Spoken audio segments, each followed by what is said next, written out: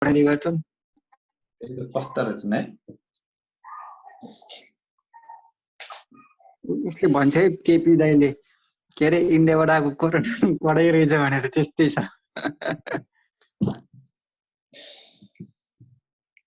Smile please sir कोरोनाले मरेसी पढेको के काम भाइ तेरी यस्तो नेगेटिभ नहौ न यार मैले तिमीहरूलाई पढाएको के काम त्यसो किन कमाउनु पर्यो पैसा यो कसो कोरोना लाएर मर्छ नि अनि मरेपछि स्वाब टेस्ट गर्दा त्यो भाइरस भएको भन्यो छ कि छैन भने भेटिन्छ के गर्दाखेरि जस्तै कोरोना लाएर कोही मान्छे मर्यो हैन अनि त्यसपछि अब त्यो कोरोनाकै कारणले मरेको भनेर स्वाब टेस्ट गर्दाखेरि त्यो आरटीपी टेस्ट गर्यो भने त्यो भाइरस भेटिन्छ त भाइरस किन नभेटिनु त नि मरेकोमा पनि हुन्छ मरेकोमा बढी भाइरसले बढी यति छिटै छोड्दैन नि त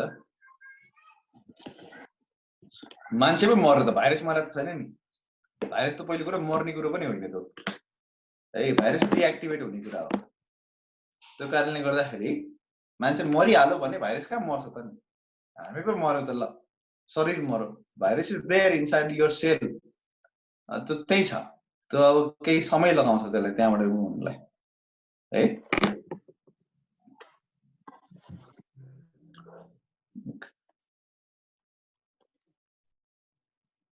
अघि फेरि 30 जना बढेको छ हो त त्यही भने ल ठिकै छ अब के गर्ने पढ्नु पर्यो हेर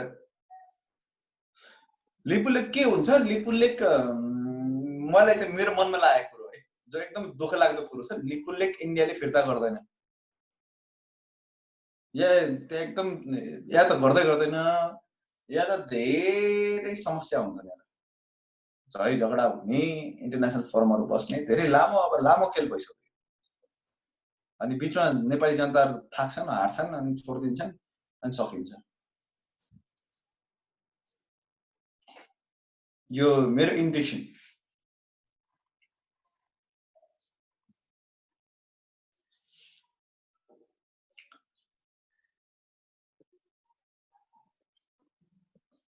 ल ओके सर यो कुराले अब नेपालको इकोनोमीमा पनि एफेक्ट गरिहाल्छ नि सर अब गर्छ इन्डियाको पनि त थाक्न सक्छ नि सर हो इन्डियाको पनि थाक्न सक्छ इन्डियामा अलि धेरै पपुलेसन छन् के त्यही भएर एउटा थाक्दा अर्को चोर बनाउन सक्छ इन्डिया यस्तो छ इन्डिया बलियो इकोनोमी भावनाले र त्यस्तै कूटनीतिक रूपमा अलिकति खराब भावनाले र त्यसका लिडरहरु त्यस्तै छन् हैन जनताहरु पनि त्यस्तै खालका छन् हैन मोदीजीले जे भन्यो सही हो भन्दै हिँड्छन् त्यो कारणले गर्दाखेरि र फेरि हामी स्ट्रङ भएर देखाउन सक्यो हामीसँग प्रुफहरु छन् हैन त्यो प्रुफहरुलाई स्ट्रङली प्रेजेन्ट गर्न सक्यो भने इन्टरनेशनल कोर्टले पनि हेर्छ अनि अल्टिमेटली फेरि त्यो हाम्रो पक्षमा नै आउँछ हुन्छ तर त्यसलाई त्यो लेभलमा लाने कि नलाने त्यहाँसम्म पुग्न चाहिरहेको छैन डिप्लोमेटिकली सल्भ गर्न कोसिस गरिरहेको छ हैन किन भन्दा रिलेसन बिग्रिन्छ नि त फेरि कोर्टमा जानु भनेको त रिलेसनै खराब गर्नु त्यो कारणले त्यहाँसम्म नपुगिकन कूटनीतिक रूपले त्यसलाई त्यसको सोलुसन ल्याउन सक्नु नेपालका नेताहरुमा त्यो खुबी आउनु राम्रो कुरा हो त्यो मैले नदेखा हो त्यसको अल्टरनेटिभ चाहिँ नेशनल कोर्टमा गएर कोर्ट अफ लमा गएर तिमीले प्रुफहरु दस्तावेजहरु एग्रीमेन्ट्सहरु चाहिँ सबमिट गर्न सक्यौ भने and then international forum will tell something तर इन्टरनेशनल कोर्टले भनेको कुरा पनि राज्यले मान्नुपर्छ भन्ने पनि छैन फेरि इन्डियाले अल्टरनेटिभली हैन हामी मान्दैन बरु हामी लड्न तयार छौं पनि भन्न सक्छ है त्यो उले कोर्टले भनेको कुरा मान्नै पर्छ भन्ने छैन तर त्यस्तो केसमा के हुन्छ भन्दा जब तिमीले इन्टरनेशनल कोर्टले इन्टरनेशनल फोरमले भनेको कुरा मान्दैनौ या युएन ले भनेको कुरा मान्दैनौ त्यस्तो अवस्थामा तिमी माथि चाहिँ डिसअनेस्टीको आरोप लाग्छ कन्ट्री माथि चाहिँ है त्यस्तो भए पनि फेरि अरु कन्ट्रीहरुले तिमीलाई बिलिभ गर्ने नगर्ने हैन त्यस्ता कुराहरु त्यस्ता के भन्छन् एउटा त्यस्ता सिचुएसन्सहरु ट्रस्ट वाला सिचुएसन्सहरु क्रिएटहरु हुन सक्छ इन्डियाको अगेन्स्टमा अदरवाइज हामी त लड्न तयार छौं भनेर पनि भन्न सक्छन् फेरि आफुलाई स्ट्रङली प्रेजेन्ट गरेर सो जे पनि हुन सक्छ यार तर अहिले तत्कालै बोल्ने अवस्था छैन के हुन्छ भनेर तर के चाहिँ बोल्न सकिन्छ भन्दाखेरि होइन यो हाम्रो हो भनेर क्याम्पेनिङ गर्न सकिन्छ सोशल मिडिया मार्फत आफ्ना कुरा राख्न सकिन्छ। तिमीहरू पनि त्यसको रोल प्ले गर्न सक्छौ। Just help everybody who are joining this movement, म चाहिँ त्यो भन्छु।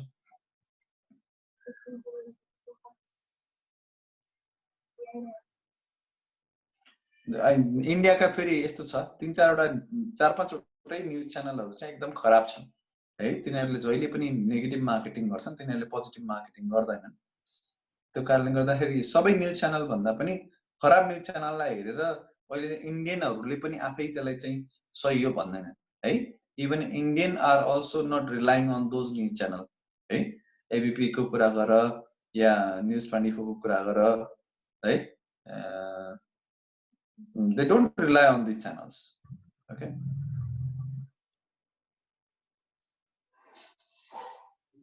राम्रो च्यानल भने एनडीटीभी छ। एनडीटीभी कस्तो न कमेन्ट पागल छन् मान्छे, जे मन लाग्छ त्यही गर्छन्। के भन्नु, छोड्देऊ। हो दीपकले सही दिमाग लगायो ल, दीपकसँग दिमाग रहेछ लाग्यो। अब अगाडि बढौँ है। मिन्टिङ अफ फरेन गभर्मेन्ट क्वाइन, यो फेरि हाम्रो सपना विदेशी सरकारको क्वाइन नेपाल राष्ट्र ब्याङ्क थ्रु मिन्ट गराउन मिल्ने कि नमिल्ने भन्ने अथोरिटी पनि देखाएर कमालको कुरो छ। यो भनेको के त भन्दाखेरि जस्तो कुनै भुटानलाई पैसा छाप्न मन लाग्यो हो, तर भुटानले आफ्नो मात्रै क्वाइन गरेर छपाउँदाखेरि महँगो पर्न सक्छ होला। नेपाल यति ठुलो राष्ट्र छ, नेपालले आफ्नो क्वाइन सँगसँगै अर्काको क्वाइन पनि छापिदिन्छु भनेर कन्ट्र्याक्ट लिएर हैन, आउटसोर्सिङ गरेर छापेर सस्तोमा पुर्याइदिन सक्ने त्यही त बिजनेस चाहिँ त हो हैन र। तिमीलाई सस्तोमा छाप्ने व्यवस्था मिलाइदियो भने त्यस्तो अवस्थामा अरू कन्ट्री आएर नेपाल सरकारलाई भन्छन् ल है हाम्रो पनि छापिदिनु पर्यो भन्छन्। सो यही कुराको अथोरिटी चाहिँ अहिले राष्ट्र ब्याङ्कलाई दिएको छ। राष्ट्र ब्याङ्कले विदेशी सरकारको विदेशी ब्याङ्कहरूको चाहिँ क्वाइनहरू छाप्न पाउने कि नपाउने त भनेर छाप्न पाउने, कन्ट्र्याक्ट बेसिसमा छाप्न बिल्कुल पाइन्छ। क्वेसन सर यस्तो गरेछ कि छैन भन्दाखेरि गरेको छैन अहिलेसम्म, अधिकार मात्रै हो, त्यो अधिकारको युटिलाइज गर्नुपर्छ भन्ने छैन है। आउनु पर्यो नि त, आफ्नै छाप्न त गाह्रो छ है। ल next one, liability of NRB for payment. यो भने के त भन्दाखेरि एनआरबीले जति पनि ब्याङ्क नोटहरू इस्यु गरेछ ख्याल गर्ने है। There is difference between printing and issue है। प्रिन्टिङ र इस्युमा फरक छ। ओके, ख्याल गर्नु। एनआरबीले प्रिन्ट गरेर आफ्नो भल्टमा राखेको पैसा, आफ्नो क्यासेटमा राखेको पैसा, त that is just nothing, it's just a printed paper. Okay, but when it is issued to the market, then in that scenario त्यो इस्युड करेन्सी अथवा क्वाइन्स है जुन छ त्यो चाहिँ राष्ट्र ब्याङ्कको लागि लायबिलिटी हुन्छ। ओके, त्यो लायबिलिटी हुन्छ किन भन्दाखेरि that is nothing but that's a promissory note. When you issue a promissory note committing something to pay for something, then that promissory note which is issued is considered as liability of a person who is drawing that promissory note. In this case, every currency or coins are considered as promissory note which is drawn by Nepal Rashtra Bank on behalf of government. So NRB is taking responsibility of every issued note. Hence, every issued note are considered as monetary liability for NRB. Okay, त्यो कुरा चाहिँ तिमीले ख्याल गर्नु पर्यो। त्यही कुरा चाहिँ यहाँ लेखेको छ, bank shall be responsible for payment of banknotes issued by bank and banknotes issued by government prior to the establishment of bank. 2012 भन्दा पहिले सरकारले नोट्सहरु छापेर बाहिरबाट ल्याएर बजारमा इस्यु गर्ने गर्छ। पछि त्यसको सम्पूर्ण जिम्मेवारी चाहिँ नेपाल राष्ट्र बैंकलाई दिइयो। अब त त्यो 2012 भन्दा पहिलेका नोट्सहरु छैनन् हुन्छ, त्यसको कुरा यहाँ नलेखा भए पनि हुन्छ, बट स्टिल अहिले जति पनि नोटहरु बजारमा छन् त्यो नयाँ नोट छन्, राष्ट्र बैंककै नोट छन्। त्यही भएर राष्ट्र बैंककै रेस्पोन्सिबिलिटी चाहिँ हामीले मान्नु पर्यो। यहाँ कस्तो सेन्टेन्स लेखेको छ भन्दाखेरि bank shall be responsible for payment भन्छ। के भन्छ, बैंकले तिम्रो हातमा भएको नोटको सट्टा के पेमेन्ट गर्छ र गर्दैन। यो हाइपोथेटिकल मात्रै कुरा हो, यसलाई पछि रेकर्ड कसरी गर्ने भन्ने कुरा एकाउन्टिङ एउटा कुरा हुन्छ र प्र्याक्टिकल लाइफ एउटा कुरा हुन्छ के है। तिमीले प्रोभिजन फर ट्याक्स भनेर एउटा लायबिलिटी क्रिएट गर्छौ, ओके हैन, यो एकाउन्टिङ पर्सपेक्ट हो। अब ट्याक्स त्यति हुन्छ हुँदैन, तिर्नु पर्छ पर्दैन, के हुन्छ, त्यसले कुनै एसेट लान्छ लाँदैन, फ्युचरको कुरो हो नि त है, ओके। तर पनि हामीले एकाउन्टिङको रेकर्ड गरेर राख्यौँ है। सो भ्यालुएसनको कुरा गर, भ्यालुएसन त्यो सामान बिक्छ बिक्दैन, कतिमा बिक्छ, के गर्छ, we don't have that idea. तर पनि यो हुन सक्छ भनेर एउटा प्रोबेबिलिटी थ्योरी लगाएर हामी के गर्छौँ भन्दा एस्टिमेसनको आधारमा एकाउन्टिङ गरिदिन्छौँ, एकाउन्टिङको कुरो। अब यही ब्याङ्क नोट इस्यु भइसकेको छ भने त्यो नोटलाई चाहिँ हामी एकाउन्टिङमा लायबिलिटीको रूपमा लेख्नु पर्यो। तर त्यो व्यक्तिहरू आएर अब त मलाई पेमेन्ट गर भन्दैन, प्रोमिसरी नोट त हो। यो प्रोमिसरी नोट कस्तो नोट हो भन्दा त्यो आफैमा पेमेन्ट जस्तो पनि हो, पेमेन्ट गर भन्नु के भन्नु, अब त्यो पैसा दिएर पैसा आउने हो होइन। त्यस्तो कमालको एउटा चाहिँ इन्स्ट्रुमेन्ट तयार भएको छ जो आफैमा प्रोमिसरी नोट पनि हो, जसको फर्ममा फेरि पेमेन्ट पनि हुन्छ। त्यो कारणले गर्दाखेरि प्रोमिसरी नोटलाई लिएर फेरि अर्को प्रोमिसरी नोट ल्याउनु भयो, that is same thing. Sir त पुरानो नोट कोइन्स बेच्न मिल्छ धेरै पैसामा भन्छन् नि, कसले किन्छ र पुरानो नोट्स धेरै पैसामा, पुरानो नोट्स धेरै पैसामा, यो कसले किन्छ भन्दा पनि सकिङले किन्छ, सकिङ है। तिमीहरू चाहिँ जसलाई चाहिँ कोइन कलेक्सन गर्ने सक छ, यो यसको पनि एउटा राम्रो मार्केट छ है। अनि म्युजियमहरूले किन्न सक्छन् धेरै पुराना नोट्सहरू, धेरै पुराना कोइन्सहरू म्युजियमले अलिकति महँगोमा किन्छन्। So this is all about luxury market है। एन्टिकहरू कसले किन्ने भन्दाखेरि one who is interested on those pieces, okay. This is मैले चाहिँ आफूले यो टर्म दिन्छु, यो टर्मलाई मैले लग्जरी मार्केट भन्छु है। डेकोरेसन पर्पजको लागि, आफ्नो सपको लागि चाहिँ मान्छेहरूले किन्ने गर्छन् यार, ओके। नेपालमा त्यस्तो बेच्ने ठाउँ कहाँ छ, बसन्तपुरमा। तिमी कहिले काहीँ बसन्तपुर घुमाएको छौ कि छैन? एकदम फुटपाथमै बेच्छन् यिनीहरूले।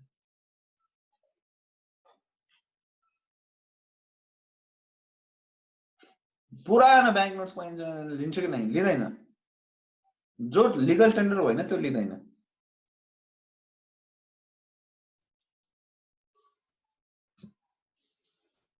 है त, ल अगाडि बढ्दै।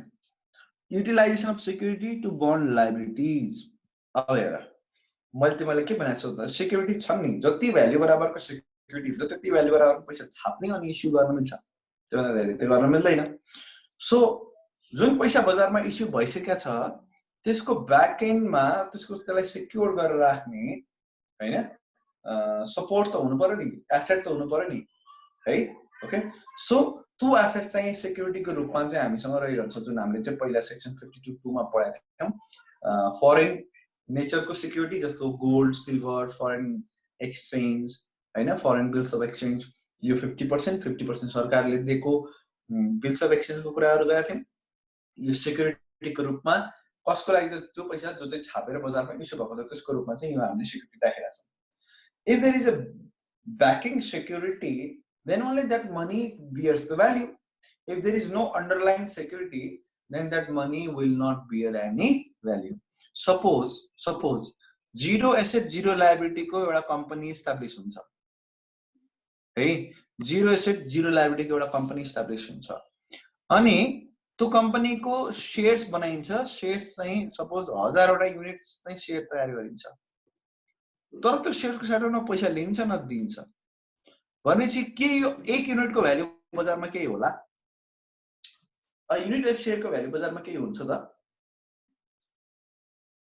केही पनि हुँदैन, राइट? केही पनि हुँदैन। तर यो एउटा युनिट अफ शेयरको भ्यालु बजारमा 100 रुपैयाँ कति बेला हुन्छ? जब 100 रुपैयाँ बराबरको एसेट चाहिँ कम्पनीसँग हुन्छ। यदि कम्पनीसँग 100 रुपैयाँ बराबरको एसेट छैन भने त्यो शेयरको भ्यालु पनि 100 रुपैयाँ हुनेवाला छैन। अन्डरस्ट्यान्ड? त्यसैगरी अब यो पैसाको भ्यालु 100 रुपैयाँको जस्तो पैसा छ, तिमीसँग 100 रुपैयाँको नोट छ, 100 रुपैयाँको नोटको भ्यालु जति तिमीले 100 रुपैयाँ भन्छौ अहिले भ्यालु भन्दाखेरि भ्यालु वास्तवमा 100 रुपैयाँ होइन, 100 रुपैयाँ जस्तो कनोटेसन, त्यसलाई कसरी भन्ने? त्यो भ्यालु कस्तो हुन्छ त भन्दाखेरि भ्यालु इन्ट्रिन्सिक नेचरको हुन्छ के, भ्यालु इन्ट्रिन्सिक, त्यसलाई फिल गर्ने कुरा हो।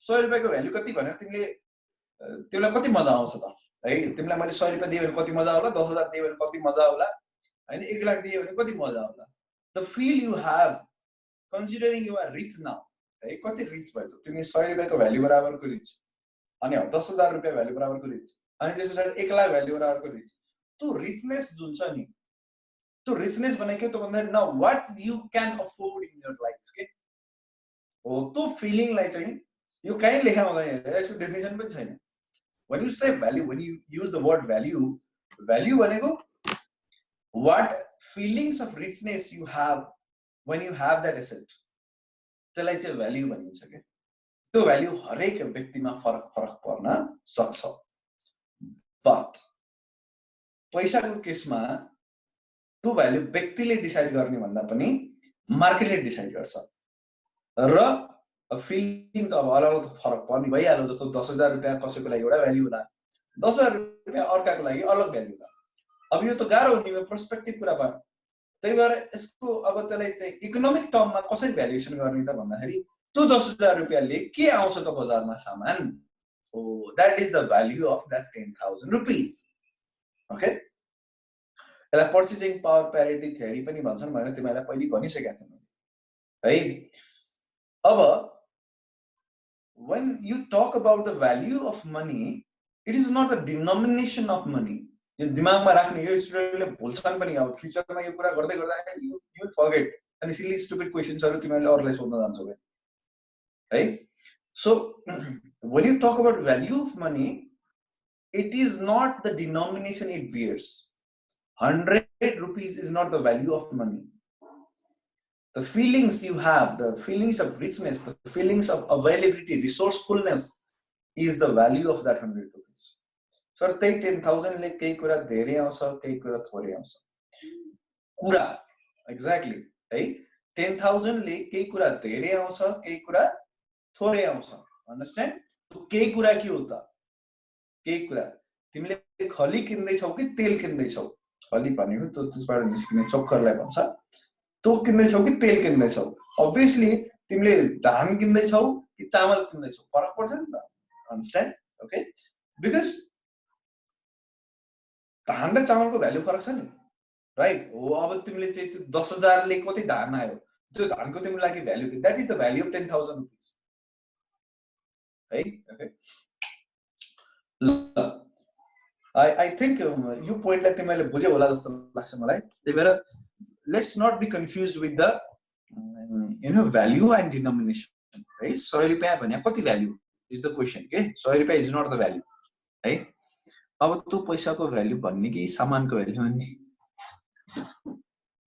मेजरिङ टर्म्स त हुनु पर्यो नि त केही फेरि त्यो पनि त छ नि कुरा है 1 केजी जस्तो यो फोन मैले चाहिँ यसको वेट त छ नि है यो चाहिँ फुस्सा हावा जस्तो केही पनि छैन हावाको पनि आफै वेट त हुन्छ it has weight right अब यो वेट छ I know I can feel this weight okay अब कुरो के गरे त भन्दाखेरि मैले मसँग अर्को एउटा फोन पनि छ दुईटै यो स्यामसङकै फोन हो अहिले धेरै पुरानो फोन यसको फेरि वेट फरक छ है अब मैले के भनौं म वेटको कुरा पैसाको कुरा गरिन मैले के भनौं त अब when I measure this अब यसलाई भ्यालु भन्यो भने it has more value it has less value okay न it has more value it has less value अब मेजर गर्ने केही त हुनु पर्यो नि त स्ट्यान्डर्ड त्यही भएर त बन्छ नि अब यसलाई केही टर्म त दिनु पर्यो ताकि इजिली दिमागभित्र घुसोस् हैन सजिलै अनि मैले अब यसलाई मेजर गर्दाखेरि एउटा स्ट्यान्डर्ड वेट बनाइदिए त्यो स्ट्यान्डर्ड वेटलाई मैले किलोग्राम अथवा ग्राम भने है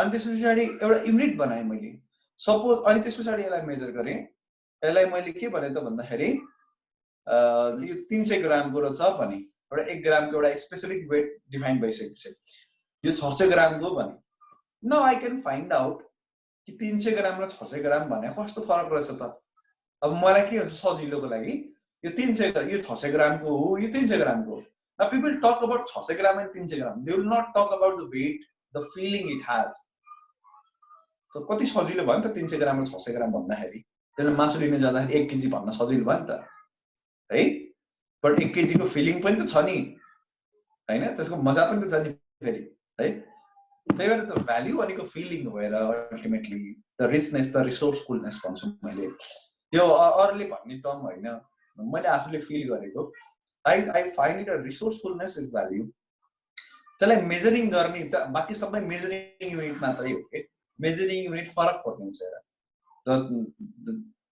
जस्तो $100 भनिसके पछाडि अमेरिकामा पुरा कति धेरै भ्याल्यु जसरी हेर्छ नेपालमा $100 भन्ने 10,000 रुपियाँ हो तर हामीले फेरि 10,000 रुपियाँ भनेपछि त्यसलाई कस्तो त्यो फिलै आउँदैन त्यो $100 को नोट हेर्दाखेरि जुन फिल आउँछ नि त्यो मेजरिङ युनिट पनि फरक फरक छ फेरि है त्यो कारणले गर्दाखेरि त्यो त मान्छेको आफ्नो सेन्सेस हो कसरी हेरेछ सर्कमस्टान्सेस भन्ने कुरा हो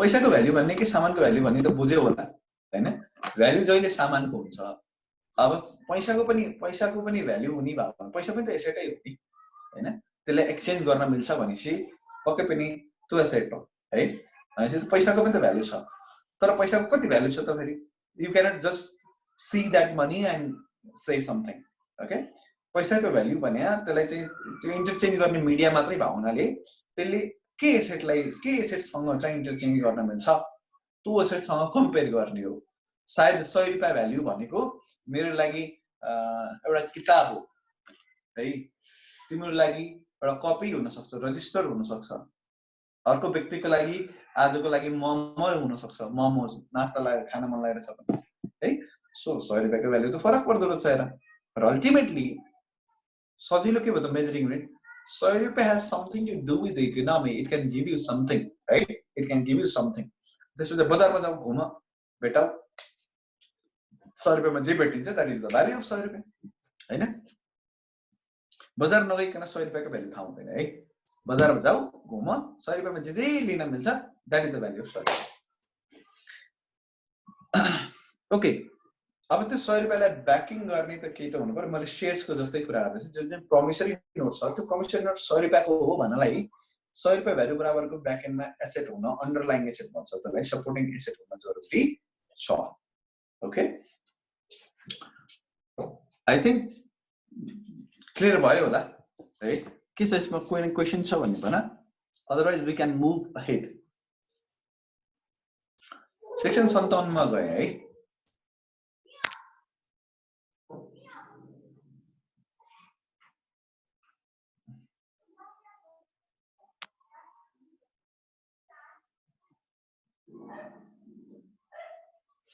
त्यही कुरा गर्दैछ हो यो चाहिँ मिस्टर 360 डिग्रीले गरेको क्वेशन जुन छ त्यो क्वेशन के छ त तिमीले सबैले पढ्न सक्छौ त्यसको लागि आन्सर्स म सेक्सन 57 मा खोजेर तिमीलाई दिन्छु है एक्सन फर स्वाइल्ड करेन्सी एउटा यो सेक्सनको पहिलो यो टपिक स्वाइल्ड र काउन्टरफिट भन्छ काउन्टरफिट भनेको नकली नोटलाई चाहिँ हामी काउन्टरफिट भन्छौं है काउन्टरफिट भनेको नकली नोट छ है नकली भने त सुन्या होला तिमीले डुप्लिकेट के डुप्लिकेट त्यसलाई काउन्टरफिट भन्छ स्वाइल्ड भनेको बिग्रेको भत्केको च्यातेको सबैलाई कभर गरेको छ यो स्वाइल्ड भन्ने टपिकले action for soiled currency the bank may withdraw destroy or replace soiled currency with the other bank notes or points है के भन्नेले बैंकले विथड्र गर्न सक्छ डिस्ट्रोय गर्न सक्छ रिप्लेस गर्न सक्छ स्वाइल्ड करेन्सीलाई रिप्लेस सँग सम्बन्धित यो शब्द युज गर्छ replace with other bank note or point भनेपछि तीनवटै अप्सन छ विथड्र गर्ने भनेको पुरानो नोटहरुलाई क्यान्सल गर्दिने डिस्ट्रोय गर्ने च्यातेर फाल्दिने है अथवा रिप्लेस गर्ने भनेको पुरानोको सट्टा नयाँ दिने तीनवटै अप्सन राष्ट्र बैंकसँग अवेलेबल छ यो त अधिकारको कुरा भयो अब त्यसपछि 57(2) मा त अप्सनहरु मध्ये पनि एउटा अप्सनको कुरा गरेछ रिप्लेसमेन्टको कुरा छ notwithstanding anything contained in subsection 1 छोड्देऊ माथिको कुरा तिमीले बस बुझ्यौ राष्ट्र बैंकले विथड्र गर्न सक्छ डिस्ट्रोय गर्न सक्छ त्यो त सधैँ छ तर रिप्लेस गर्नै पर्छ भन्छ कुन परिस्थितिमा त्यस्तो परिस्थितिमा रिप्लेस गर्नै पर्ने परिस्थिति भनेको के भन्छ the bank may deny to replace okay replace गर्न नपाइने परिस्थितिको कुरा रहेछ सरी रिप्लेस गर्नै नपाइनेको परिस्थितिको कुरा रहेछ के भन्छ त भन्दाखेरि यदि डिजाइन हैज बीन डिलिटेड त्यसको डिजाइन त्यो नोटमा भएको डिजाइनहरु डिलिट भएको छ डिफेक्ट भयो स्वाइल्ड भयो देखिदैन कस्तो डिजाइनको नोट है भनेपछि त्यो डिजाइन जस्तो 20 रुपैयाँको नोट हो कि यो कस्तो अरु कुनै नोट हो कि अरु कुनै देशको पो नोट हो कि भन्ने खालको चाहिँ चिन्नै नमिल्ने अवस्था हैन। त्यसमा लेखेका केही पिक्चर्सहरु हराएको अवस्था, त्यस्तो अवस्थामा त्यो नोटलाई रिप्लेस गर्न मिल्दैन। अर्को अवस्था, त्यो नोट च्यातिएको छ, डिफेस्ड भएको छ, त्यस्तो अवस्थामा। अथवा अर्को अवस्था, more than 50% of its portion has been destroyed, जल्यो है, नोट जलेको छ अथवा च्यातेर हराएको छ। तर कति हरायो त भन्दाखेरि त्यो नोटको 50% भन्दा बेसी हिस्सा हराएको अवस्थामा तिमीले पाउनेवाला छैनौ, रिप्लेसमेन्ट हुँदैन। सर यसको अर्थ यदि डिजाइन ठीक छ हैन, त्यस्तो धेरै जथाभावी रूपमा च्यातिएको पनि छैन र 50% भन्दा बेसी बाँकी पनि छ भने त्यस्तो अवस्थामा रिप्लेस गर्नै पर्छ, यसको अर्थ त्यो हुन्छ। यसको अर्थ रिप्लेस गर्नै पर्छ है। यो तीनवटा कन्डिसन पूरा भएको अवस्थामा रिप्लेस हुँदैन। ठीक यो तीनवटा कन्डिसनको अपोजिट कन्डिसन्सहरु पूरा भएको अवस्थामा रिप्लेस हुन्छ भनेर हामीले बुझ्नुपर्छ। जस्तो बीचबाट दुईटा सानो कुरा गर्दाखेरि बीचबाट दुईटा टुक्रा भयो, बीचैबाट दुईटा टुक्रा भयो भने त 50-50 हुने भएर। अब तिमीलाई यो क्वेशन त म गर्छु, कमन सेन्स लाउने। अब कमन सेन्स लाउने, बीचबाट दुईटा टुक्रा भयो 50-50 भने 50% ले साट्छ कि साट्दैन? प्रोभिजन पढेर हेर, साट्छ कि साट्दैन? त्यो लजिकल छ कि छैन? दुईटा कुरा हुन्छ। तिमीले दिएको आन्सर प्रोभिजन अनुसार छ कि छैन, अनि प्रोभिजन अनुसार आन्सर ठीक छ भने त्यो आन्सर लजिकल छ कि छैन? दुईटा कुरा हुन्छ नि त, कानुन त लजिकल पनि हुनुपर्छ।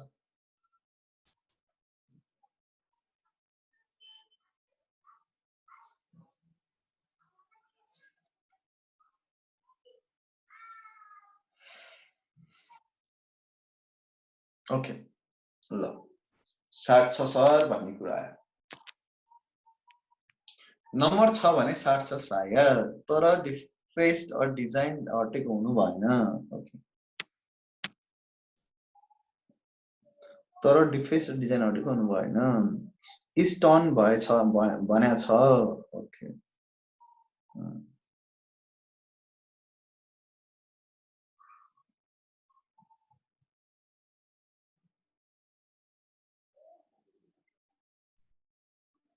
साट्दैन। ल ठिक छ। Okay, very nice. यो टेम्पटेड कसैले साट्छ भने, एकदम कमले चाहिँ साट्दैन पनि भने। यसो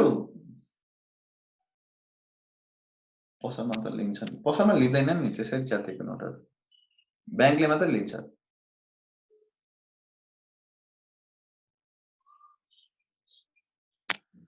है ल, प्रोभिजनले भनेको कुरा पसलमा लिन्छन् सर हैन, सबै पसलले लिँदैनन्। जो पसलले चाहिँ ब्याङ्कमा गएर छटाई गर्न सक्छ त्यसले मात्र लिने हो। खै हाम्रो गाउँ ठाउँमा त लिँदैन नि त, पसलको त आफ्नो मर्जीको कुरा हो नि त, लिनुपर्छ पर्दैन जस्ट हुन्छ नि। रातिमा सामान किन जाँदा मात्र साट्न मिल्छ, साट्न मिल्ने नोटलाई चाहिँ लिन्छन्, लिन पनि पर्छ भन्छु म। कसैले लिँदैन, उनीहरूको मर्जीको कुरा हो, पसललाई कम्पलसरी छैन है। ओके, तर ब्याङ्कलाई कम्पलसरी छ। Bank may deny to replace the banknote or coin if the design has been deleted. Design delete भयो भनेको त्यसमा भएका चित्र यताउता त्यो डिलिट भयो। टर्न अर डिफेस च्यातिएको छ अथवा त्यसको अनुहारहरू हराएको छ, पुरानो भयो, खुइलेर गयो अथवा च्यातियो। अब च्यातियो भनिसकेपछि फेरि थर्ड अर्को अप्सन छ, more than 50% of its portion has been damaged or destroyed. Sir destroy भनिसकेपछि त यो च्यातिने कुरा पनि त पर्नु पर्ने हो नि त, हो कि हैन? च्यातिने कुरा पनि डिस्ट्रोय भनिसकेपछि पर्छ। यति कुरा लेख्दै पनि हुन्छ, यो सेक्सन मात्रै हो, यसको योसँग सम्बन्धित पुरै धेरै ठुलो रेगुलेसन पनि छ। त्यो रेगुलेसन तिमीले पढाएको छैनौ, त्यही भएर तिमीलाई यसको आन्सर कतिले सही पनि भने गलत पनि भने।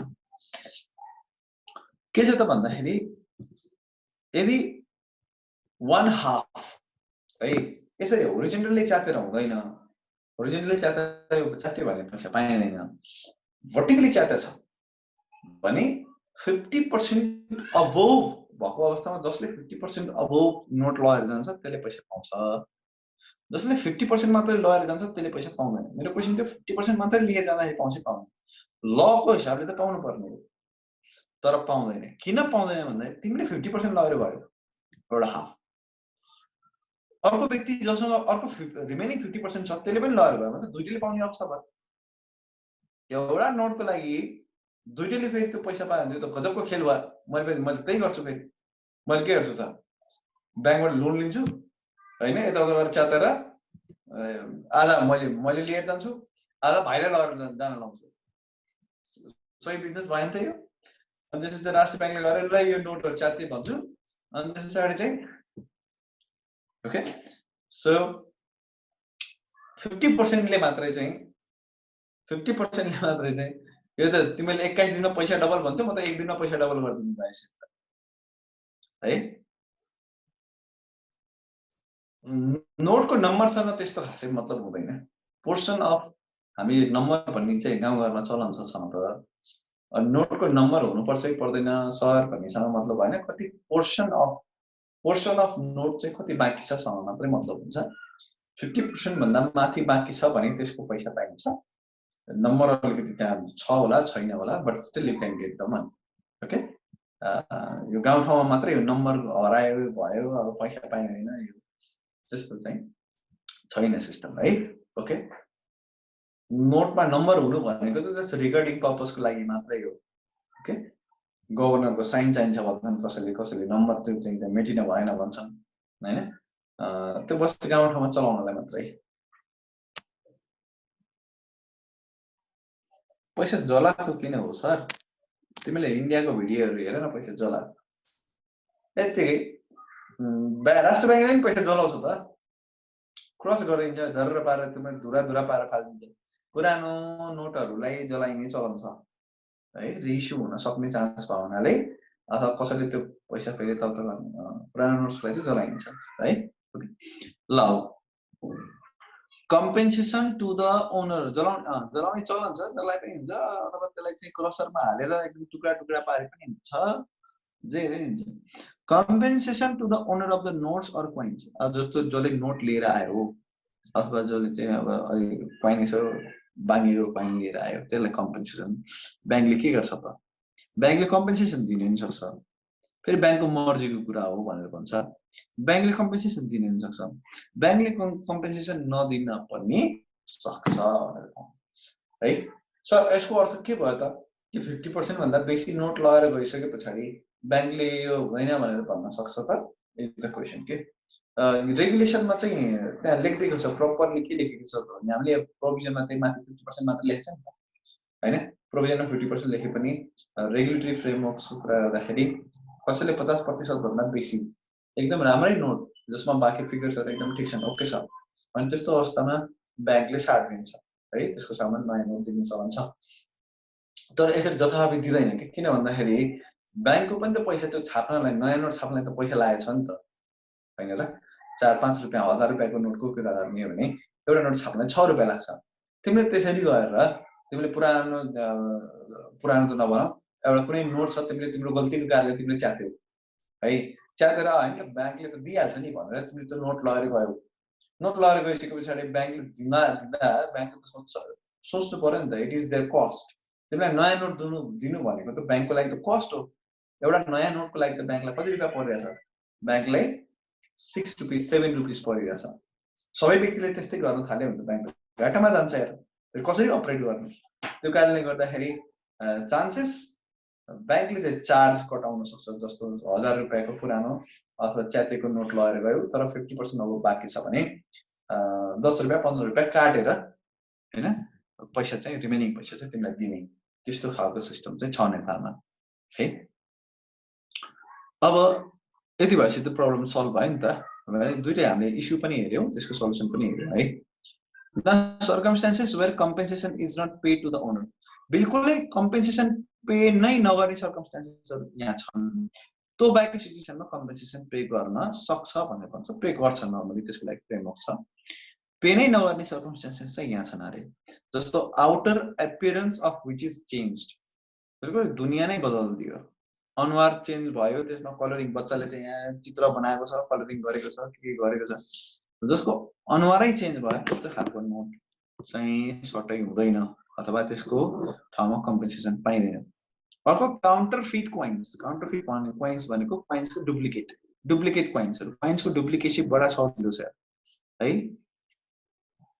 कोइन्सको डुप्लिकेसी सजिलो छ त्यसलाई अब यो सकली नकली के हो भनेर खासै अब जनरल पब्लिकले पनि ठ्याक्कै पत्ता लगाउन सक्दैन हैन पेपर नोट छाप्नलाई चाहिँ ठूलो युनिट लाग्छ प्लान्ट लाग्छ धेरै खर्च लाग्छ तर कोइनको लागि चाहिँ मोल्ड भए हुन्छ है छाप्ने मोल्ड भएपछि तयार हुन्छ त्यो मैले युट्युबमा भिडियो हेर्नु कोइन छाप्न सजिलो छ ओके तर कोइनको डुप्लिकेसी पनि देखिन सक्छ कोइनको केसमा काउन्टरफिट भनेर भनिन्छ नोटको केसमा फेक नोट भनेर भन्छ कुनै एउटा हो डुप्लिकेटै हो हामीले चाहिँ सजिलो भाषामा डुप्लिकेट भन्ने शब्द युज गर्छौं है हो डुप्लिकेट कोइन छ अथवा डुप्लिकेट नोटको सट्टा त नयाँ दिनु पुरै भएन अर्को जाली नोट हैन अनि अर्को चाहिँ जसको बिल्कुल अनुहार नै चेन्ज भएको छ त्यसमा चित्र कोरेको छ एउटा चाहिँ तिमीलाई याद छ कि छैन मलाई ठ्याक्कै याद आयो धेरै पहिला इन्डियामा एउटा नोट थियो 500 को नोट थियो सायद त्यसमा सोनम गुप्ता बेवफा है भनेर लेखा थियो कसले लेखा थियो खै पनि त्यो नोट इन्डियामा यति प्रचलित भएको त्यसको मिम्सहरु कति धेरै मिम्सहरु तयार भए I don't know who is Sonam Gupta. Nobody knows who is Sonam Gupta. But त्यो नोटमा त्यसरी चाहिँ सोनम गुप्ता बेवफा है भनेर बजारमा ल्याएको नोट एकदमै प्रख्यात भयो है सोशल मिडियाको एउटा जादु भन्छु मैले यसलाई सोनम गुप्ता सो पपुलर अब एक्सप्लेनेसनको कुरा गरौँ एक्सप्लेनेसनमा काउन्टरफिट भन्ने शब्दको एक्सप्लेनेसन छ काउन्टरफिट भनेको चाहिँ डुप्लिकेट गर्नु हो भनेर भन्छ यसमा फर्दर अब यसमा टेक्निकल केही वर्डहरु युज गरेछ but still it's simple definition तिमीले पढ्न सक्छौ काउन्टरफिटको सानो अर्थ सजिलै बुझ्न मैले डुप्लिकेट गर्ने काम हो भनेर चाहिँ भन्छु मिस्टर होपफुलको कुरा गरेछ मिस्टर होपफुलको क्वेशन छ सर फेक र काउन्टरफिटमा फरक के छ फेक र काउन्टरफिटमा के फरक छ है फरक छैन नर्मली काउन्टरफिट भनेको त्यसैको कपी भन्ने बुझिन्छ हैन काउन्टरफिट भनेको त्यसैको copy exact copy okay fake भनेपछि अब त्यो कस्तो हुन्छ त एक्ज्याक्ट कपी नभए अलिकति डिफरेन्ट पनि हुन सक्छ है जस्तो चिल्ड्रेन्स बैंक अफ नेपाल भनेर लेखेर बच्चा-बच्चीको लागि बनाएको त्यही साइजको नहुन सक्छ है सो काउन्टरफिट भनेपछि हामी चाहिँ नर्मली एक्ज्याक्ट कपी बुझ्छौं हैन अनि फेक भनेपछि जाली नोटमा जे पनि पर्न सक्छ कि यो बच्चा-बच्चीलाई खेलाउनलाई बनेको नोट पनि फेकै नोट हो है ओके सो त्यस्तो खासै डिफरेन्स त मैले देख्दिन तर फेक भनेपछि त्यसमा ठ्याक्कै एक्ज्याक्ट कपी नभएर अनि डिफरेन्ट भिन्न तरिकाको पनि हुन सक्ने हो त्यो चाहिँ फेक भयो है नाउ क्वेशन छ तल हेर क्वेशन पढ त भारतमा त धेरै छाप्न पनि चलन छ किन भारतमै छापिन्छन् कि फेरि जाली नोटहरु भारतमै छापिन्छन् भारतमा नोटको कुरा गर्दा तिमीले अस्ति भनिसक्या होला भारतले र युएस ले चाहिँ आफ्नो नोट आफै छाप्छ जनरली विश्वमा धेरै जस्ता कन्ट्रीहरुले आफ्नो नोट आफै नछापिकन बाहिर छाप्न लाउँछन् है ओके तर भारत र युएस ले चाहिँ मसँग भएको इन्फर्मेसन अनुसार उनीहरुले आफै छाप्छन् अरु कन्ट्रीहरुले पनि छाप्छन् अब खासै अब कसले एक्ज्याक्टली थाहा भएन Mr. Hopeful has raised a claim with Nepal Rashtra Bank for reimbursement of 1 lakh, which he lost on a fire in the presence of 2 witnesses. Is NRB obliged to make the reimbursement? Would your answer be different